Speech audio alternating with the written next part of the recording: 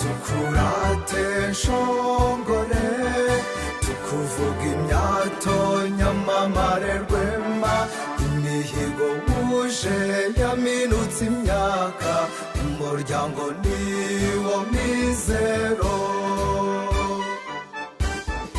Umuryango niwo mizero, niwo soko ndemyabuzima, faresi ikaba ishingiro n'ipfundo ndemyamiryango. Shalom. Urugo rwiza ni ijuru rito.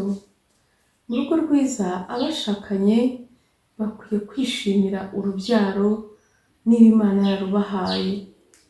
Kwishimira urubyaro, kuba umubyeyi, bivuga no kuzuza inshingano zo kuba umubyeyi.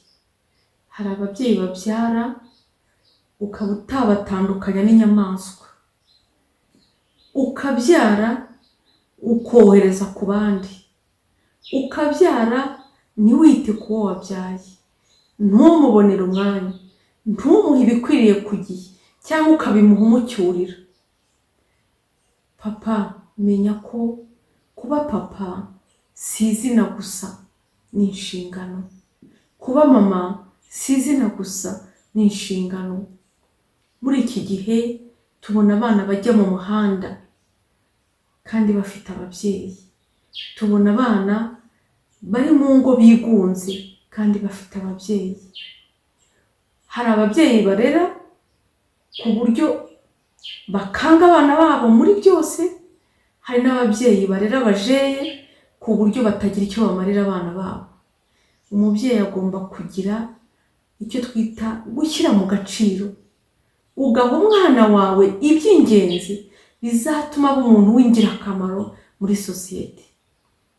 Ngaho rero menya icyo uhamagariwe kandi ugikore neza.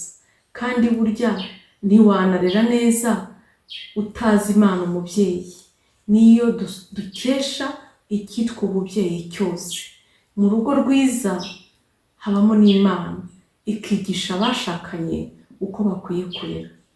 Nyagasani akube hafi kandi umugisha we uguhoreho urakabaho.